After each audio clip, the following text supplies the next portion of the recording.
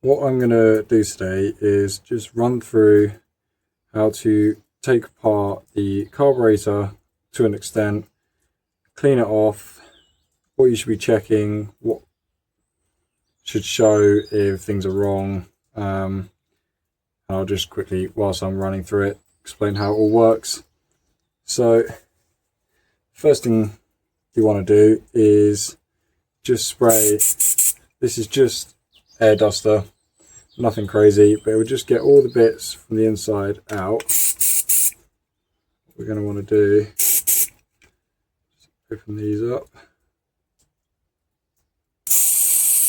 I want to clean this out. Annoyingly, I lost the red part to this, so I can't get right in there. There we go.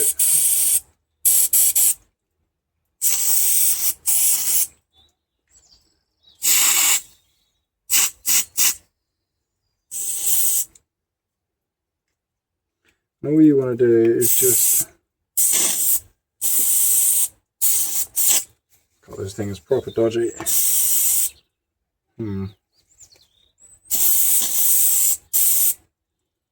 I'll have to come back with the better working version of these, but the rundown is your fuel lines. I couldn't get the electrical bit off as I round that bit down, so we'll do that another time. But all this crappy sappy stuff needs to come off. You're looking at any holes. We can take this off here in a second. Even these bits here, all this, we'll give it a quick wipe down, a quick spray. I'll go get something to sort that out properly. And once you've done that and you've got through here clear, all this clean, because you can see a little bit of dirt in there. You want this to be completely spick and span. And to get those bits there, if you can't get it with that, get a little cotton bud, just wipe out all the insides. You can even use it for these. Obviously, all the carburetor actually does is mix fuel and air together at obviously very high speeds. So when the fuel comes into the carburetor and the air gets forced into the carburetor, you want this to be nice and clean, because obviously that's going to go straight into the engine, into the pistons, and the pistons fit very well, so all this dirt is just going to get into the fuel lines, it's going to get into the pistons, it's going to get into the engine. That's just going to cause more and more damage. But you'll probably be alright if you've got the odd thing in, or for example you have the filter off and stuff's got in that way. But over time it does build up, and then you get a carburetor like this come through, and we'll see once we've taken this off, what it actually looks like on the inside. But if your fuel isn't running at complete efficiency, could be the simple issue of you just need to clean your carburetor. Now a lot of the time carburetors, they're not super expensive, so you can just buy a new one. But if you know what you're doing and you think that this is the issue, it's always a bit of good fun to just take this off. We'll probably need to replace these and give it a good clear out, and you'd be surprised what difference that makes. Okay, so we didn't manage to find the right bit for that air spray, but I'm using a carburetor from an old taken apart chainsaw, which I'm never going to use again. If I do need to use it again, I will get the correct stuff to clean it properly. But for now, we'll just run through, take it all apart and sort the carburetor out. Right, we're just going to get screws for this. What have I done with that? There we go.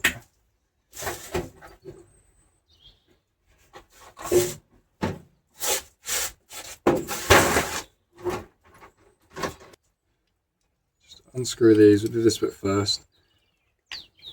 So when you're getting into these, for example, the 201, it's like the steel 201 top handle, it's a piece of cake to get into the carburetor.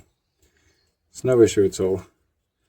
But with a steel 201, so the MS261, sorry, that is fucking pain in the arse to get to. Now it's not too bad if you've got the right tools, but if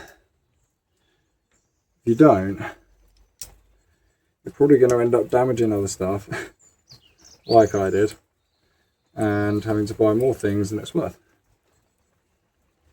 But, well, there you go, look at that. A little bit of flex in it. That actually looks pretty good. So let's have a look at the, where's everything gone?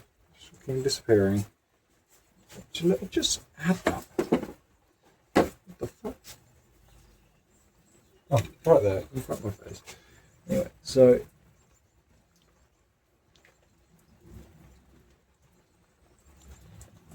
these aren't meant to be stuck down, so they should pop off fairly easily. I'm not worried about this, as I said, but if you've got a knife, I would use that.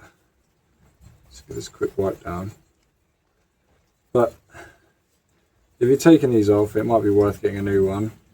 These are meant to have about this much flex in it. You kind of want them to be a bit more, so if you are taking it apart and you're doing maintenance and you're getting involved in the carburetor, I would get yourself a new one of these. This one was sitting with fuel in it for a while, so the other one might look a bit different, but this isn't too bad considering. So there's that bit and that bit. Right, look at this. It's all looking correct. It's all very clean inside there, which is a very good thing. Try to keep it clean. Yeah, all looks okay. That's how you want it to look. We're not going to get any further into this because then that just gets a lot more complicated and it's not necessary, not ready for maintenance side of things. This isn't the cleanest of towels, but anyway, let's just get into this one. Should be okay. There we go.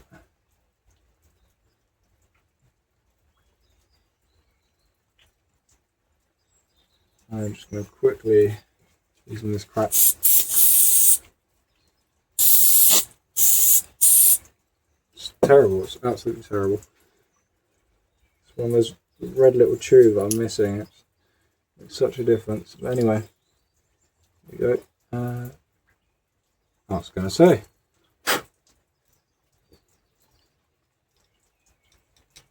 but again, that looks very, very clean. That's what you're looking for. But let's have a look at this. I've got a feeling this is going to be, oh yeah, here we go. So these are supposed to have, tell you what, it's very cracky, but, and this has popped out.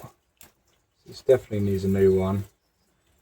But it could be a lot worse.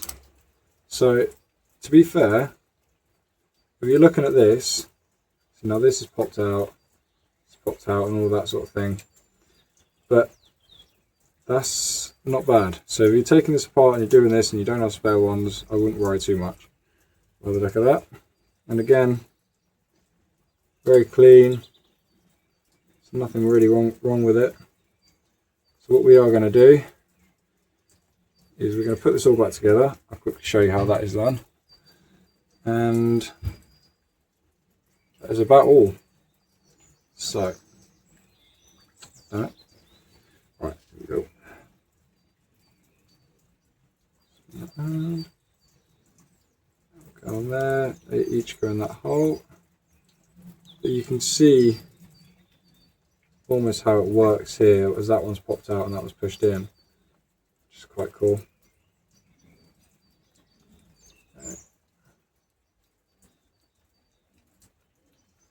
Right.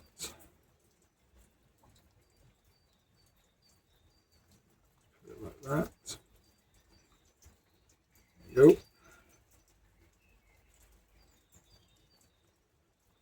See what? It's me being an idiot. Go like that. Place there. Yeah, looks good. Right, what we can do here, just screw this in, making sure the thread's right, because otherwise that'll be a pain in the ass.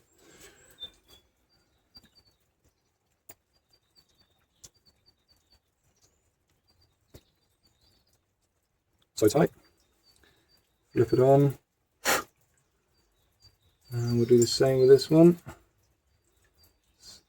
This side goes onto there. That bit's pointing towards the electronics, that little hole there. Nothing crazy important. But there we go. And then this side on. Just like that. And we screw in.